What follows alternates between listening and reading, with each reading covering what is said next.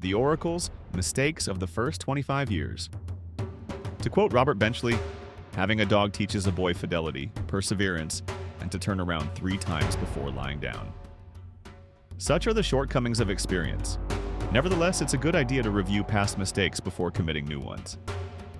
So let's take a quick look at the last 25 years.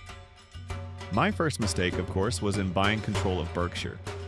Though I knew its business, textile manufacturing, to be unpromising, I was enticed to buy because the price looked cheap. Stock purchases of that kind had proved reasonably rewarding in my early years, though by the time Berkshire came along in 1965, I was becoming aware that the strategy was not ideal.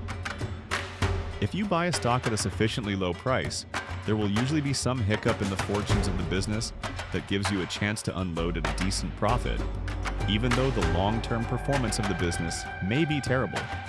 I call this the cigar butt approach to investing. A cigar butt found on the street that has only one puff left in it may not offer much of a smoke, but the bargain purchase will make that puff all profit.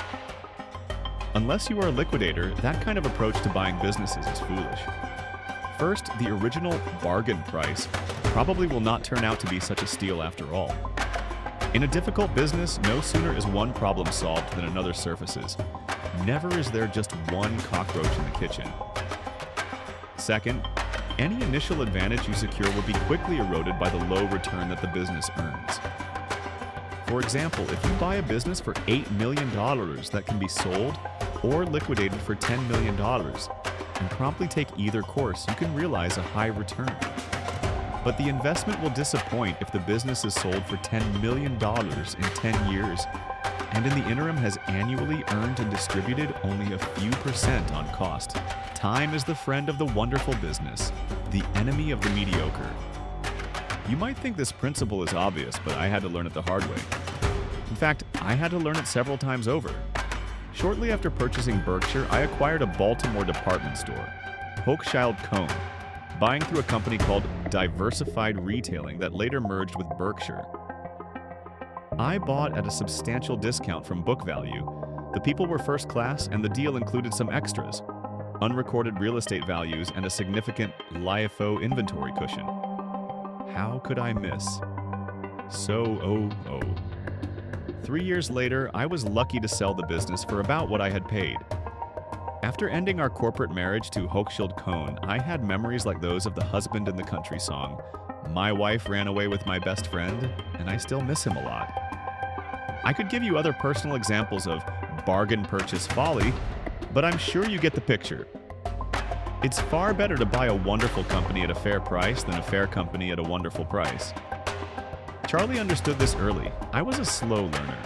But now, when buying companies or common stocks, we look for first-class businesses accompanied by first-class managements. That leads right into a related lesson. Good jockeys will do well on good horses, but not on broken-down nags. Both Berkshire's textile business and Hochschild Kohn had able and honest people running them.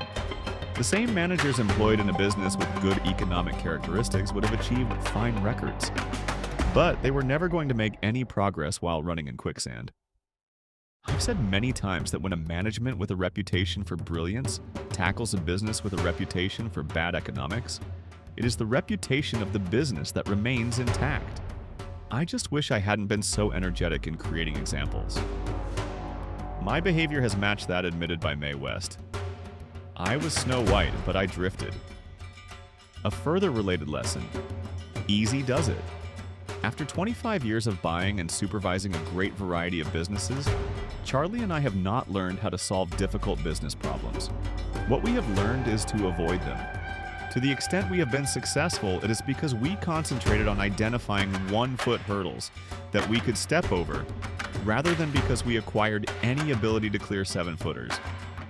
The finding may seem unfair, but in both business and investments, it is usually far more profitable to simply stick with the easy and obvious than it is to resolve the difficult. On occasion, tough problems must be tackled, as was the case when we started our Sunday paper in Buffalo. In other instances, a great investment opportunity occurs when a marvelous business encounters a one-time huge but solvable problem, as was the case many years back at both American Express and Geico. Overall, however, we've done better by avoiding dragons than by slaying them. My most surprising discovery: the overwhelming importance in business of an unseen force that we might call the institutional imperative. In business school, I was given no hint of the imperative's existence, and I did not intuitively understand it when I entered the business world. I thought then that decent, intelligent, and experienced managers would automatically make rational business decisions. But I learned over time that isn't so.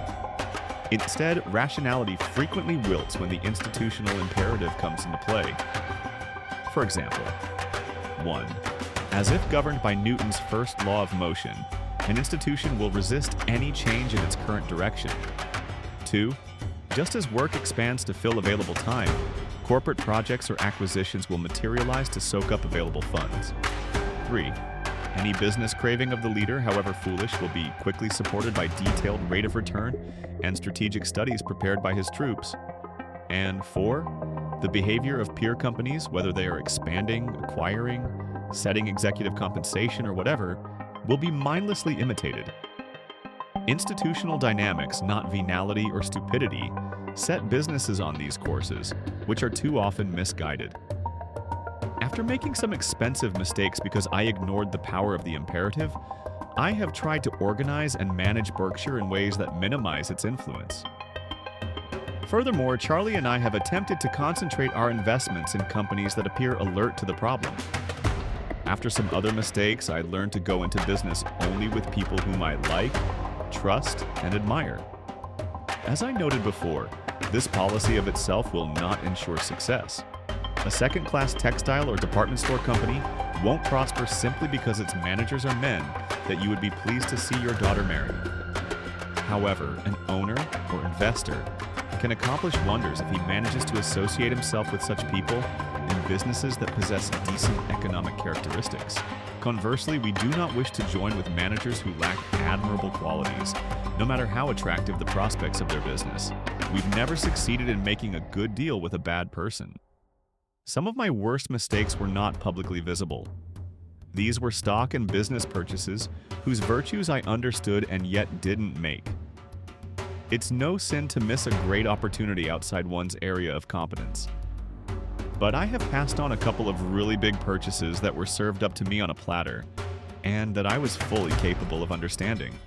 For Berkshire's shareholders, myself included, the cost of this thumb-sucking has been huge. Our consistently conservative financial policies may appear to have been a mistake, but in my view, were not.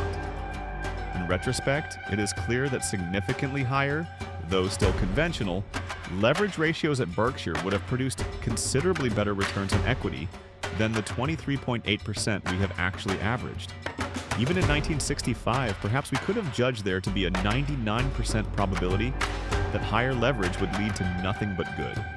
Correspondingly, we might have seen only a 1% chance that some shock factor, external or internal, would cause a conventional debt ratio to produce a result falling somewhere between temporary anguish and default.